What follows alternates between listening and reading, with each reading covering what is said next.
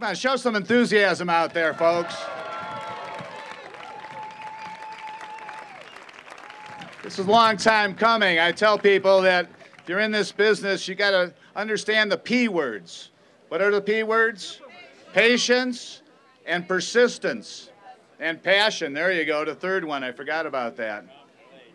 History tells us that in 1819, Joel Scranton arrived in Cleveland with a cargo load of furs for trade. He opened up a trading post somewhere down the Cuyahoga River where the East Bank development is now. And within a few years, in 1827, as the canal made its way from Akron to Cleveland, that trading post became a general store, and he took advantage of the traffic and the goods that were flowing through the Ohio and Erie Canal. By 1833, that same man sold his business, and he decided to invest in property. And that property is where we are today, Scranton Peninsula. He opened up a farm here, a farm that actually was a host for business activity, fairs, festivals, and even a circus. He called that farm Scranton Flats. Today we come and we gather to reclaim a piece of that former farm as a new public park. A park that will, first and foremost, create a fish habitat that balances the needs of shipping with the needs of the environment. But second of all, and probably not too far behind, builds the first 2/3 of a mile of Towpath Trail in the city of Cleveland. You know, it's not coincidental that we gather today along the banks of the Cuyahoga River to celebrate an important new milestone for Cleveland. In fact, I would be one that would argue that the identity of the city of Cleveland is tied to this river. There have been important times and moments, issues, and policies that have not only shaped this city, but have helped shape a national agenda. It's not ironic that this particular firehouse was the firehouse that sent the boat Joe Calabrese down the river to put out a small little fire in the summer of 1969. It was a fire that went pretty much unnoticed locally here, but it was a fire and an incident that was strategically used by two African-American elected officials that represented our area. I'm talking about Mayor Carl Stokes and Congressman Lou Stokes. They were able to use that story of the fire to give testimony to the Clean Air and Water Act in Washington, D.C. And a lot of people want us to forget that story, but let's remember one or two things about it. One, it launched a national movement about our environment. Two, it inspired Earth Day. Three, it helped pass the Clean Air and Water Act and establish the U.S. EPA. All important things not only to our city, but to this nation. Locally, we responded to that by creating the Northeast Ohio Regional Sewer District. We regionalized that issue. And Julius Chach is out there somewhere today, and his organization continues to invest in the solutions to those problems. And our particular project that we're about to celebrate, really, thanks a piece of legislation and a program in Washington, D.C. that allowed us to tap into $3 million of the Great Lakes Restoration Initiative funding to make this project a reality. So if you follow the bouncing ball, it's a pretty good story for Cleveland. But by the way, in order to have programs like that, we depend on our elected officials. And we're very proud to have two of those officials, two of those elected, appointed people that are fighting for these kinds of issues every day here to help celebrate the moment. We're going to first bring up a senator. He's in his 7th year of his term here. Before that, he served in the House of Representatives. He's a friend of the environment, friend of labor. He's been our champion locally here for many a year. And most importantly now, and Tony Brancatelli will probably second this, he's recently moved into the city of Cleveland in Tony's ward in Mill Creek Housing Estate. So we welcome you to Cleveland, Senator Brown. Let's help welcome Senator Brown.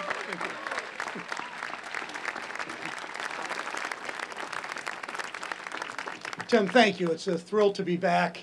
I don't live in Tony's ward, but Tony said I could have gotten my bicycle at Mill Creek and taken the path, then down Broadway and right here, just a 15-minute drive away, and I don't know, 30 minutes on a bike, right? 35, whatever. So thank you. It's a thrill to be here. Marcy Kaptur, thank you for the way you represent Cleveland, Ohio.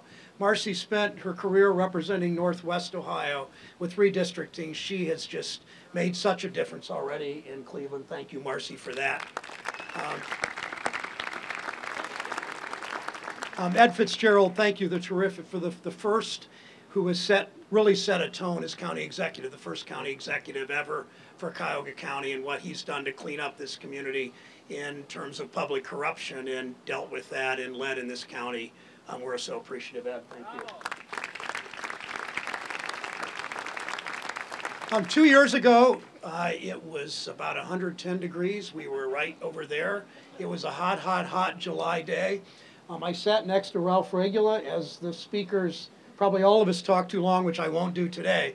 But none of this. One day Ralph and I were walking down the street. This was 20 years ago.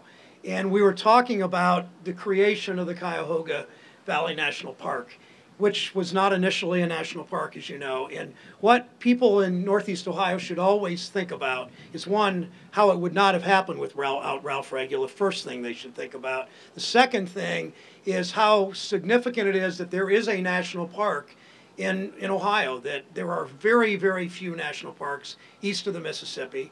And we have one because Ralph Regula was someone who put environmental concerns, understood that good, as Dan Moore does and others, that good economic policy and good environmental policy play off of one another.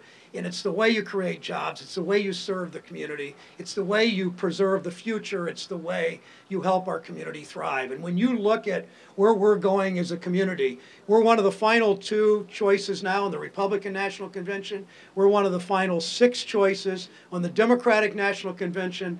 This city is on the move. And part of the reason we're on the move is because of what Congressman Regula did in his long career to create the national park here and all that's come out of that. So Ralph, thank you so much for your work.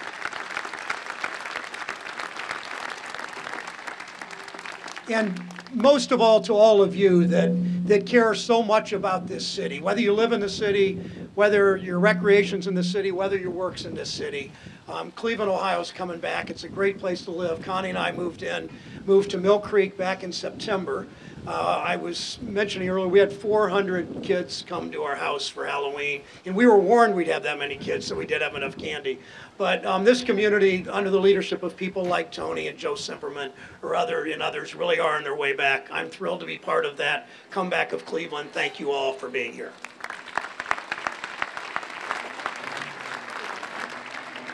Thank you, Senator. Going back to the theme of the Cuyahoga River as a shaper of identity for Cleveland and the country. Back when Moses Cleveland arrived here, I don't know how many people know this, but the Cuyahoga River was actually the western boundary of the United States. You couldn't go any further to the west and still be in U.S. territory. Shortly thereafter, the Cuyahoga River helped to host the Ohio and Erie Canal. It became part of America's first transcontinental transportation system, a pivot point, if you will, between New York City, through the Hudson River, through the Great Lakes, to the Ohio and Erie Canal, down to the Ohio River, to the Mississippi, to the Gulf of Mexico. That particular project helped not only to grow a state from a wilderness into the 3rd most populous state, but it helped the country expand. It became a pivot point for our history, but it became an important point for America's history. And it's those stories that are important to understand and celebrate here. And we believe that the Towpath Trail is part of a national heritage area. The Ohio and Erie Canalway that was established in 1996. And by the way, who do we thank for that? Who do we thank for that?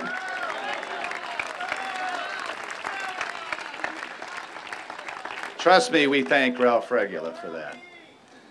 But think about it, as Senator Brown said, you know, in 1974, along this Cuyahoga River, we established what becomes now the 10th most used national park in the National Park Service system. And I know we have out there Craig Kenkel, who's our new superintendent. I'm not sure where Craig is. It's a sea of people. Thank you, Craig, at the hat there. Welcome aboard. We've got work to do.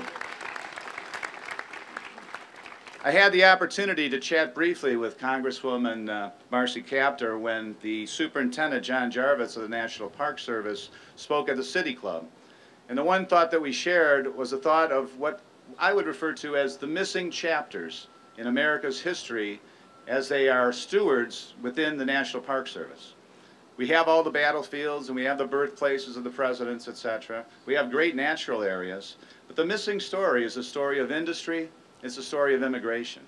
And we believe that in this national heritage area, this is where we can celebrate and tell those stories as examples of the industry and immigration of America. And we thank someone like Marcy Kaptur, who supports the development of such entities and agencies as national heritage areas. Marcy's important in many, many ways in terms of her role in Congress, not the least of which is sitting on the Appropriations Committee. Ralph can tell you a little bit about that, Marcy. So it is with great honor that I bring to the microphone our Congresswoman, Congresswoman Marcy Kaptur.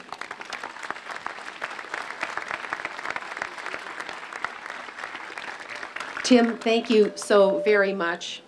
Ladies and gentlemen, all the dignitaries who are seated here and every dignitary in the audience, every citizen who has come, let me start halfway around the world and say recently I was able to accompany Vice President Biden to the swearing in of the new president of Ukraine. And it was an astounding experience. And one of the young people who had lined the way toward the presidential event afterwards asked me, in your country, why do the people come out? What makes them do that? And as I look at you today, I think about that question. And this would not have been possible without all of you and all of us working together. It is America's great gift to the world as people try to copy our ability to come together and do, as Daniel Webster reminded us, to perform something of great measure in our time and generation. This is one of those moments. For all of the effort of the county, the city, the private officials, Tim, your organization that didn't exist 25 years ago, correct? 85. Oh, my math might be off a couple years. But the point is, something new was created. He's not even 25. He's telling us that. At this moment, when you come up that trail and you see Cleveland, it's extraordinary. It is a global achievement. Both conventions should actually come here. And for the Cuyahoga River, the Crooked River, she has such a history. And right here, we have the start of what Tim referenced as America's first frontier, the Northwest Territory, which is not told in the annals of the Department of Interior. So we have a job to do in continuing to build this trail that now will be over 85 miles long and winding. We hope someday all along Lake Erie shore. This step-off point to the largest body of fresh water on the face of the earth, with more fish and fauna than all the other Great Lakes combined. This is the most sustainable place on earth. Nowhere does this much fresh water meet this much arable land, and we must tell the world. We are rediscovering, that's all right. We are rediscovering the power of our own region and the connectivity and the power that can happen from the healing of what is rural and what is urban, and reconnecting to the most rivered system. When one thinks about all the rivers that flow into the Great Lakes, starting with the Cuyahoga, but not far from here, the Black River and the Vermilion River, the Portage River, the Toussaint River, obviously the Maumee River, all along Lake Erie's shoreline. It is extraordinary. George Cantor was quoted in the Cleveland Plain Dealer as saying that this was kind of the crowning achievement of his career, and he'd begun on this project in 2003. Well, as Tim mentioned, it was 1996 in the House of Representatives, when Sherrod was a member of the House and has gone on to be our standard bearer in the Senate, that through the work of Ralph Regula, Congress designated the Ohio and Erie Canal corridor as one of only 2 national heritage areas in the United States. And that was such an important beginning, and we are so honored by Congressman Regula's presence with us today, and how long it takes to do something of this significance. And it takes people with vision and also with a sense of history. What Ralph did, and those of us who supported him, along with another Ohioan named John Seiberling from Akron, Ohio, who chaired the Interior Subcommittee and trekked everywhere, including this region, and said something is missing in America and we need to elevate it. And in an American way, not in a partisan way, but in an American way, they figured out how to do something and lay the foundation stones for something great. They've taught us a great deal. There's $9.1 million of federal and state money in this particular segment that we celebrate today, coming from the Great Lakes Restoration Act, as well as state funding, for which we are very, very grateful.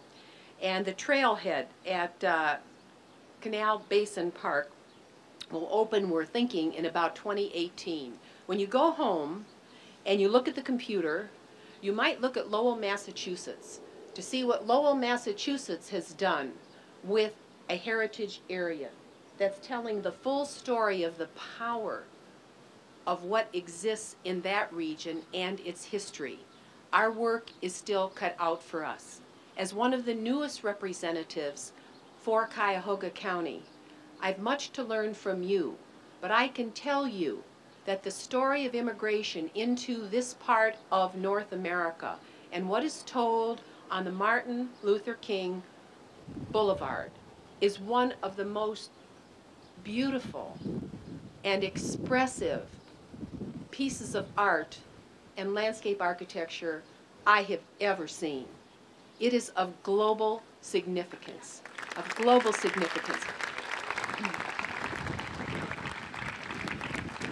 This community has so much to do for itself, but also to set an example for other counties and communities in our region and state to learn from and build on. I am so very proud to be a part of this team. I want to thank County Executive Ed FitzGerald for the leadership he provides every day, to Councilman Cimperman, I see him, to Councilman Brancatelli out there in the back row, but he's always a front row doer from my experience with him, to Tim, and I must say this to Ralph Regula, and those of you who love him as I do. I happen to be in the same building in the house that Ralph worked in with his wife Mary. They put in very, very long days and nights. And there were many times in the evening, after 9, 10 o'clock at night, when this little door would close and you could see Ralph and Mary walking down the hallway to go down to his red truck in the parking garage. All the years he gave, all of the vision that he had, I miss him all the time, and I was on the other side of the aisle. And he loved this state. He was an honest, brilliant, hardworking member of the House. You can tell I love the House. And the work of Ralph Regula and John Seiberling and Sherrod when he was a member of the House, and all of us in the House, never discount the House. God bless you. We look forward to working with you in the years ahead.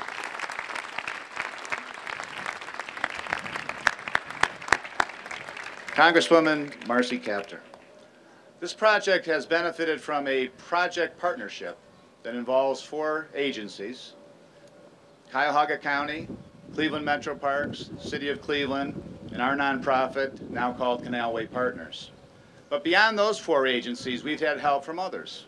In terms of purchasing the property, for instance, it was the Trust for Public Land that we worked with to help make that happen. In terms of trying to figure out the best design for fish habitat, we reached out to the Cuyahoga Rat and got them involved. We also worked hand in hand with the Northeast Ohio Regional Sewer District. They had some work to do at Walworth Run, and we coordinated that activity together. But it's mainly the four partners, the four main prime partners that made this project happen and will continue to work on and deliver the Towpath Trail. I also should mention that the Cuyahoga Valley National Park helped us with some of the interpretive features along with Cleveland Metroparks. So, of those four partners, Cuyahoga County is the lead project manager. They provide staff to help us not only with taking care of all the paperwork that comes along with grants, but they also did the construction management here, bringing people to the table who have profound expertise, people like Stan Kozaleski, people like Darwin Murtis and Gail Lewin, people like Michael Chambers, all helping us to get this job done. Well, they did that with the blessing of their boss. The first county executive, it is my pleasure to bring to the microphone County Executive Ed FitzGerald, please.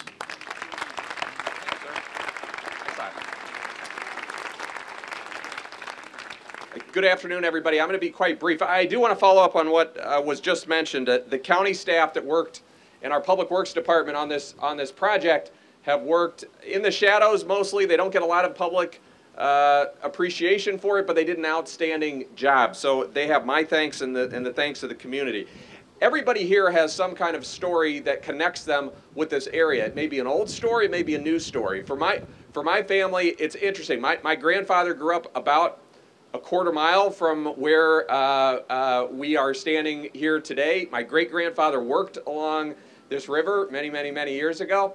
And all of us have stories like that. And let me just point out this and just make a couple points quickly because I want to be brief. First of all, this isn't just a downtown Cleveland project. It's a project that really stresses the connectivity of every part of Cleveland. And Councilman Brancatelli that I was talking to just before we spoke here said that it isn't just about how downtown is being revitalized. Yes, it is. There are great things that are happening downtown at the convention center and our new county administration building and Playhouse Square and all those great things. But it's connecting all of them. It's making them accessible, not just for the privileged few, but for everybody. And to connect the neighborhoods of Cleveland and Cuyahoga County with this place in this spot, that's the important achievement here. Thriving communities need to be connected, and that's why very early on in our administration we said we want to be as supportive of this as we can be because it connects all of us. There's also this great historical resonance, I think, about what's happening here because in the 19th century, this waterway was a key to our economic growth, and in the 21st century, in a different way, it's going to be again. I just want to mention quickly the partners that were involved because it's a word that's just kind of thrown around, but it's the quality of the partners that we have here. Yeah, it's important that the Metroparks in the city and all the nonprofits and our federal partners and the county all work together without rivalries or petty politics to make sure that this got done. But many, many, many communities have stumbled on building those kinds of partnerships, and we did not. And it's because of the quality of the folks that are involved in this. It's the Metroparks that I think is the finest park system in the country in an urban setting, period. End of story. And that's a legacy that's been going on for many, many years.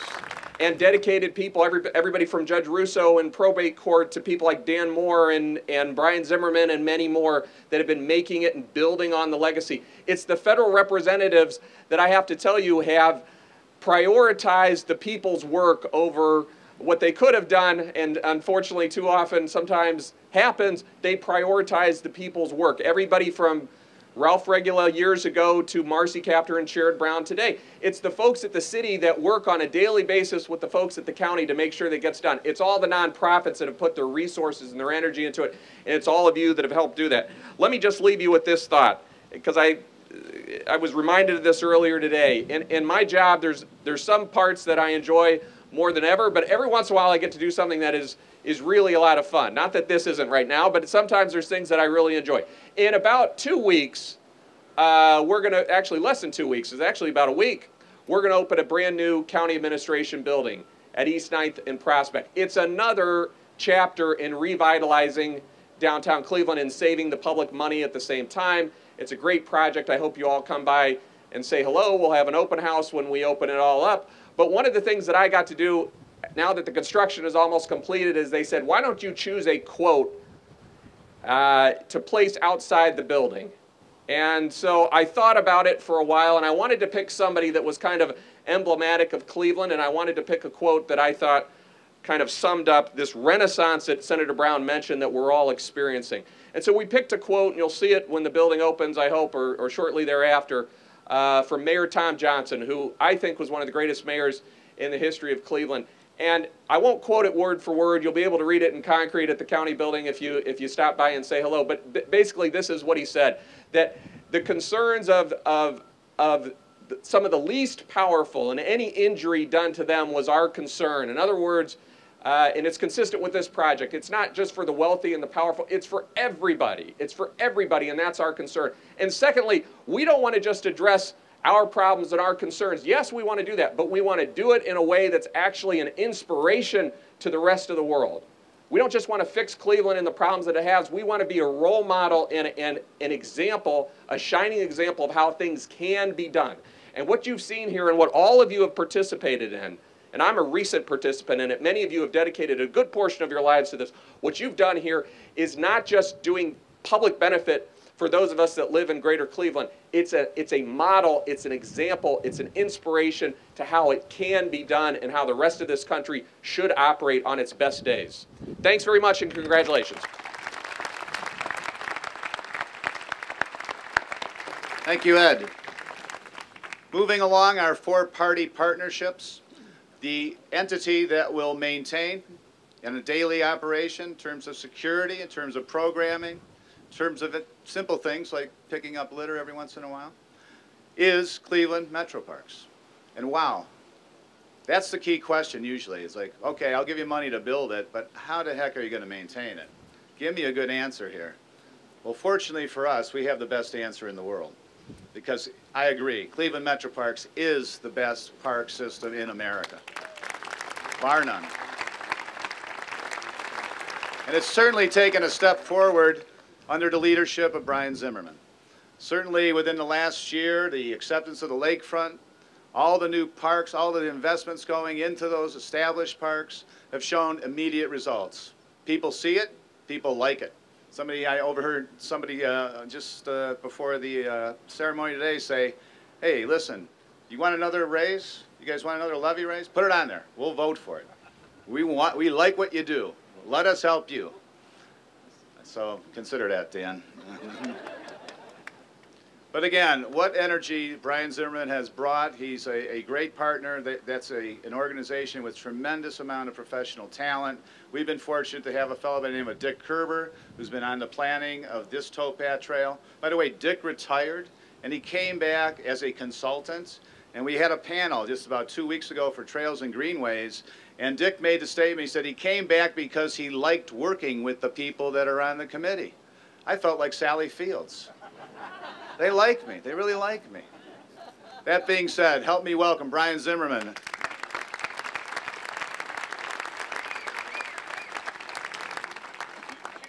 Well, I can tell you I wasn't nervous before I got up here.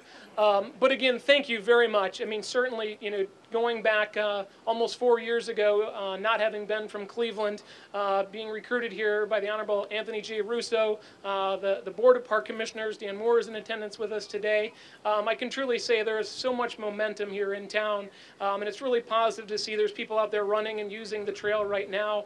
Our goal is really, we have over 1,574 acres in the city of Cleveland. We are committed to keeping Cleveland in the Cleveland Metroparks. With over 8 reservations, this has been part of our strategic vision all along. If you look at Bill Stinchcomb, embracing the riparian corridors, making connections to the communities, has really been one of the true pillars of this organization. From the conservation side of things, when you see the estuaries, over 52 different types of fish, when you look at the habitat that will start growing, I'm promised at some point in time, along the corridor there, you see the kayakers and the overall health of the river coming back, and the dedication from all folks, no matter what side of the fence you're on, to get things accomplished. Again, truly, thank you very much. We also have Senator Tom Patton in the background, who's been extremely instrumental in helping further some of the things that and initiatives that we've done downstate to keep Metroparks moving in the direction that everybody's been very pleased with. So thank you very much for your time today. Get out and enjoy the trails. Come out and play anytime. Thank you.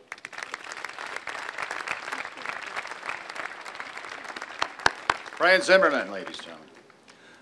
The fourth partner, besides myself, is the City of Cleveland.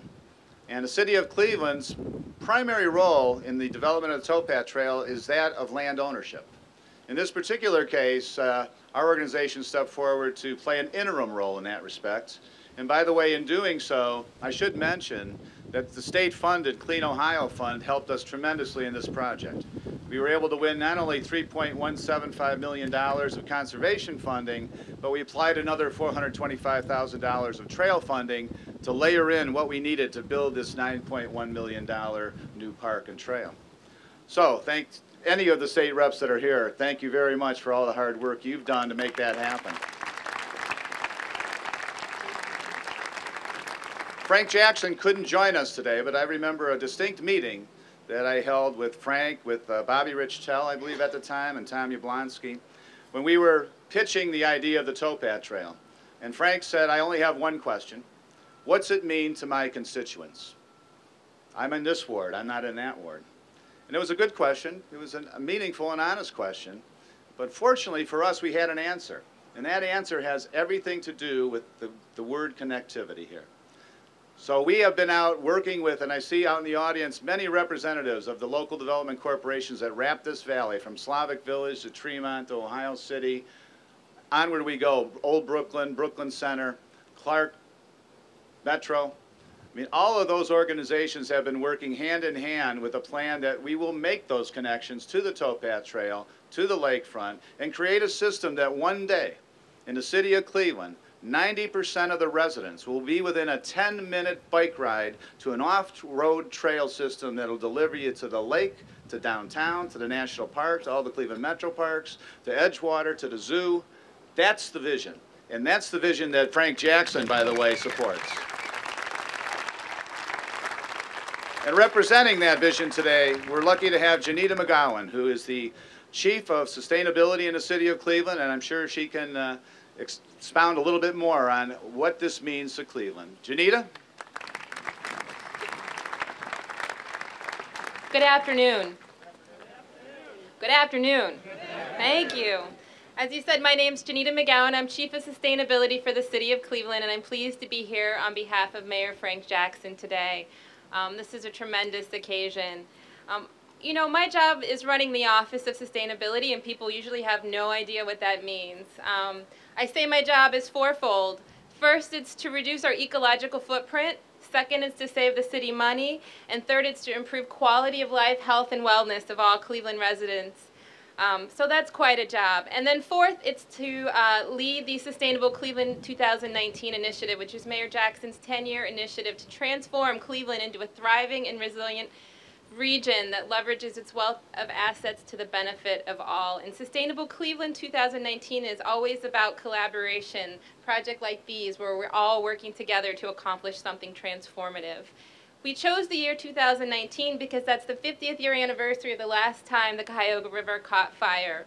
And every 10 years, national media swoops in to do that story about where is Cleveland now. And the idea is by 2019 we're going to have our own gosh darn story to tell.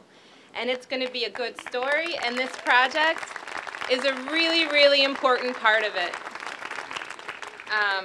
I'd like to recognize some key city staff who worked on this project. Primarily George Cantor. I think he's over there somewhere underneath the tree. He's really poured his heart and soul into this project. Also Marty Cater, Jessica Shamshung, and Jamie DeRosa. They will continue to work on this project to make sure we have that connection up to Canal Basin Park and south of here as well. I'm thinking back to the community groundbreaking here where all citizens could be involved to dig a shovelful of dirt to kick off this project. I'm amazed at the progress that's been made to transform this piece of land from an industrial area that needed some cleanup into a beautiful recreational area. This key connection is part of 4 stages that will connect trails within the city of Cleveland to the 85 miles of trails to the south of here. Currently, the system is a combination of multi-purpose trails and on-road connections. So we have new sharrows on Scranton Avenue that connect with Kenilworth up to a signed route on West 14th that connect to the multi-purpose path that runs behind Steelyard Commons. Again, to some on-road connections on Harvard Road to get to the trailhead there. I rode the path just yesterday from here, did the on-road connection behind Steelyard, and I think what amazes me about this is that truly graceful transition from an industrial area to a suburban area to the national park. And I'll tell you that I got to experience some stress-free cycling. I got to see people, all ages, all walks of life, so many ethnicities, enjoying the trail, but also enjoying fishing and playing frisbee. I saw 1 muskrat, 4 turtles, 3 blue herons, a red-winged blackbird, a warbler, a wren, ducks, geese. And so just the exposure. I live in the city, being able to easily get on a trail and see wildlife is amazing. This particular portion has a wonderful fish habitat in it. It's designed to keep litter and big waves out of there and all sorts of things. It's just so amazing that I can't even talk about it correctly. But really the ultimate goal here is a complete system of trails that help citizens access green space and recreational opportunities and to connect with the history along the canal. I've seen people out here taking walks, running, taking a break from their work, taking in the spectacular views, and I will say the beauty of this is in how we use it. I mean, I think those of us who work in city halls and government buildings, we often just see things on maps and we say, oh yeah, that looks like a good idea. But the point is to get out here, to use it as an amenity, to encourage people to understand the connectivity and the beautiful nature and the way that it interacts with our industrial areas and our downtowns and our neighborhoods. So congratulations to all who made this day possible. This is really a tremendous day, and thank you.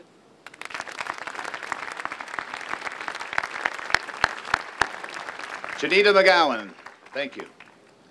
I remember a day in the year 2005 when the Towpath Trail had done a lot of planning but didn't have any money to start implementing.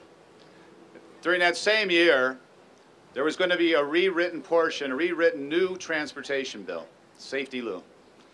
And we saw an opportunity in Safety Lou to try to insert what was then our standard practice, something called earmarks, into the bill. I remember being in the Red Room with Chris Ronayne, myself, and Councilman Joe Cimperman on a speakerphone, literally dialing for dollars, calling our congressional reps, calling our U.S. senators to make our case for an insertion of some money that would allow us to begin the design, the environmental scan, et cetera, for the Towpath Trail. It came down that one of our elected officials would serve a primary role in that discussion, that deliberation. That is former Senator George Voinovich. And in that room, making those debate discussions, making our points, there was no one stronger than Councilman Joe Cimperman. He showed tremendous leadership skill in that particular setting. The same leadership skill I saw at play a little later on when we faced an issue of a new power center in the Flats replacing a steel mill, yet one that could potentially benefit this project with a TIF, a tax incremental financing instrument. Joe helped in both of those occasions. He has tremendous ability, tremendous leadership. You'll find him in front of all the issues, whether it's urban farming, arts and culture, whether it's recreation or human dignity. He's a great guy. I'm glad to call him my friend and a colleague. Help me welcome Councilman Joe Cimperman. Thank you, Tim. I just have to do this. Tommy Blonsky, would you stand up for a second? Tim Donovan, stand up. This is you guys. This is you guys. Thank you both for your vision for making this happen. Thank you both. I also want to just take a quick moment and thank my fellow legislator, Councilman Purnell Jones, who's here representing County Council. No one knew what County Council was going to be like. We know it's a powerhouse for good and for change. And Councilman Jones, it's an honor to work with you and call you a brother public servant. Thank you for all you do and everybody on County Council. I also just want to quickly acknowledge the people who also helped with regard to this legislation. We are joined today by Council President Kevin Kelly, representing Old Brooklyn, Councilman Brancatelli, Councilwoman Cleveland, representing the Central Community, Councilman Matt Zone, representing Detroit Shoreway, Councilman Cummins, who's here as well, who's been a champion for this, as well as Councilman Kane. And I want to thank Prosecutor Tim McGinty, who I believe was the first person who's an elected official to actually run on the trail. So Prosecutor, thank you for that. I also just want to quickly shout out to our City Planning Chairman, Tony Coyne, who's here as well, for all of his great work in his planning. I keep staring at this incredible structure that's behind you guys but in front of us. And I want to get to it in a second, but what a marvel of human work. And when I think about what the Flats means, I think about there's two stories always about the Flats. There's the story that was told by a gentleman who lived in this community in the 1920s by the name of Hart Crane, who believed in America, who believed in our industrial strength, and believed in places like this. There was someone else who thought that cities and urban areas were a wasteland. And if you were following poetry in the 1920s, there was a battle between the bridge and between the wasteland. And those are two words, aren't they, that seem to percolate through the conversations that we have on this hallowed ground in this very sacred place. I had a wonderful conversation on Friday with Mr. Albert Ratner about what it means to still have the American dream. For anybody who thinks that working in cities like Cleveland and Milwaukee and Detroit aren't possible, take a look at this trail. Take a look and understand what is possible, and if that is an inspiration for our next generation, I don't know what is. I just want to say to everyone who's here today, and I mean this to every single citizen, because that's who we are first as in this United States, thank you for your support as taxpayers. Thank you for your vision. Thank you for running on this. If you fight fires, thank you for your work. If you labor, if you teach, whatever you do, thank you for making this happen. I have an almost 6-year-old daughter who every time I get into a conversation with her, it's a series of questions. She asked me what this bridge meant, and I said that this was a question of the people of the 19th and 20th century to answer to America and what it was. She asked me what it meant to be on the river, and I said that's a question that the city of Cleveland answers in terms of what we give, in terms of our future and our environmental health. I think what my daughter Maeve was asking me when she said she wanted to get out of the car last week and walk on the trail was a question of what does this body right here leave for tomorrow? It's that trail. That trail is the answer for so many people and for so many reasons. And for all the equity and the equality and the social justice that it brings, thank you to each and every one of you for being here and making your part a part of that. Thank you. Councilman Joe Cimperman, ladies and gentlemen. If you woke up on March 26th of the year 1986 and opened your plain dealer to the Metro section, you would have found a photo of a younger Tom Yablonsky standing right over there, pointing down the river. It was a story written about the formation of a new organization or a new idea. The organization was then called the North Cuyahoga Valley Corridor, and the idea was to somehow link this city and the lakefront through the valley to this emerging national park. Well, that idea has taken us a little bit of time, but on the way we've captured things like National Heritage Corridor designation. We've gotten $10 million through a funding source with that designation. By the way, we have, together with our partners to the south, and I have Dan Rice over here from the Ohio and Erie Canalway Coalition. Dan, raise your hand. We have been able to directly match that with $30.5 million. So $3 plus for every federal dollar that's been given for us as stewards. And what have we done with them? We've done things like help build trails, preserve and conserve important historic and natural artifacts. But more than that, we've helped to, I think, start to let the region understand that we can all work together to the benefit of each other. No one wins and no one loses here. We're all winners. We're all winners. When you build a mile of trail in Tuscarawas County, I consider it a victory in Cleveland. That's why Dan Rice is here to join us today, and some of his board members have even come down from the south. I know Mike Hoffman's here from Tuscarawas County. However, you know, that idea of connecting Cleveland to the national park, it had supporters on the other side of the national park. And ultimately, it was a vision that was established quite early on in the 1960s by a young man from Navarre, Ohio. A guy who was a county commissioner and said that keeping those canal lands would be important to the future of this county and this region. Later, when he became a congressman, actually when that first piece of legislation to designate the Cuyahoga Valley National Park was introduced, he put an amendment on it that would have actually fulfilled that vision of a heritage area from Cleveland to Zoar. But unfortunately, Congress had a hard enough time understanding a national park in Cleveland, and even near Cleveland, so that wasn't going to happen. However, persistent as he was, he found allies down the road, and he ultimately helped to lead and spearhead the charge to bring the federal designation to an act of legislation in 1996. Ladies and gentlemen, I kindly refer to him as the godfather of the Ohio and Erie Canalway National Heritage Area, as the godfather of the Towpath Trail. Let's stand up and welcome Congressman Ralph Regula.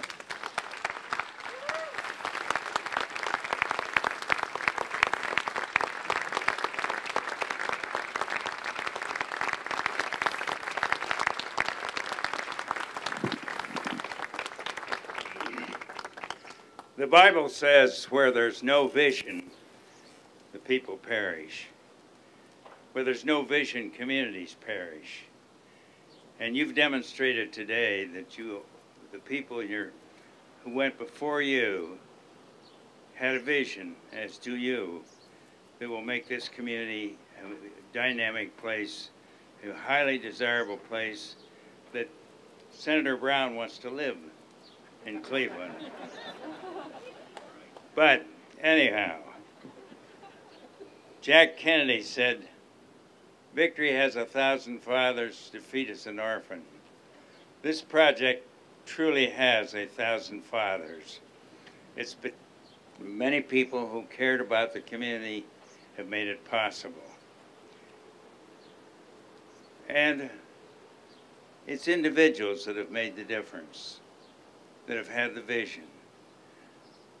John Seiberling had a vision for a national park just south of here. I remember a Saturday night, Mary and I were at home, and John called and says, "Ralph, Jerry Ford's going to veto our park. What are we going to do?" I said, "John, there's only one man that I know of can save that, and that's Ray Bliss." Ray Bliss had been the national chairman. He was an icon in the Republican Party. I called Ray. I said, "Would you call Jerry? Jerry is going to veto our park." And it would have had ramifications all up and down the line. He said, "I'll try." So he called Jerry Ford, who was in Vail skiing, said, "Jerry, if you veto that bill, don't come back and try to win the presidency in Ohio. If you do veto the bill, you might win." Well, it turned out Jimmy Carter beat him anyhow. But in the meantime, the bill was signed, and we had our national park that was referred to. And the point is that it was one person who made the difference. Without the call from Ray Bliss, there would not be a Cuyahoga Valley National Park. Because Jerry was going to veto the bill. His Secretary of Interior wanted the bill vetoed. And had that been vetoed, there'd be no national park. And that spills off into things like this that make it a desirable place to live. Teddy Roosevelt had the right idea. He said, "Parks are for the people. We should have parks." And he was the kind of the godfather of the national park system, which of course stimulates places like this. And thanks to the vision of all of you, and thanks to the vision of Ray Bliss, and thanks to the vision of ultimately President Jerry Ford, we're here today. And what a great gift this is. Each of you were part of the 1,000 fathers that made it possible to be here for generations to come. There'll be thousands of people, hundreds of thousands, and I felt a raindrop, so I'm going to cut it off. They will enjoy this park and will not know who to thank, but in a way they should thank each of you, because you had the vision collectively to be part of the 1,000 fathers that made this a great success. What a legacy. What a legacy you're leaving for future generations. And they'll go out there and use that facility and not know that they owe it all to the vision of many of you. Thank you for your vision. Thank you for your support, and thank you for what you've done. And thank the Lord for not starting to rain any sooner. Thank you.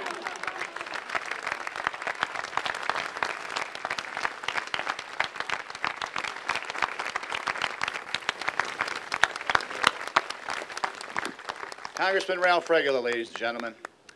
Well, we're at the end of our ceremony here, and we're going to go and we're going to actually do a little photo shoot just beyond at the doorstep of the trail. So I ask you to bear with us. We do have some pizza in the back. We do have some water, Gatorade for your enjoyment, and we also have some ice cream around here somewhere.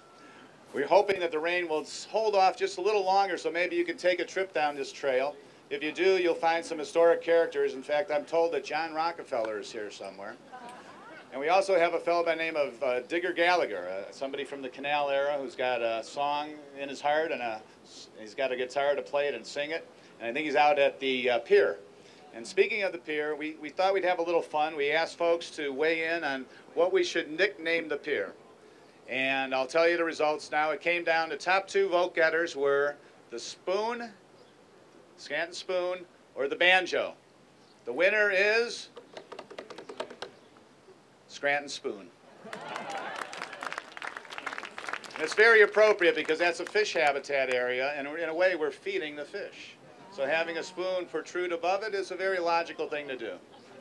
I want to wrap up by thanking the folks I work for. I have a board of directors, and many of them are here in the audience. Besides Tommy Blonsky, I know we have Barb Deeds and Bob Hudacek, our chairman Gary Clausen. We have Pat Holland, Tony Coyne. Who am I forgetting here? Come on, help me, help me. Is Chris Ronayne out there? I hope so. Pat Cook, Jack Rupert in the front row here. Want to thank all of them for all the support they've given us. I've mentioned Dave Regula sitting next to Ed McCabe here with the Ohio and Erie Canalway Association as well. Thank you for your help and your support in all this over the years. Ladies and gentlemen, let's go cut a ribbon and let's eat some ice cream. 1, 2, 3.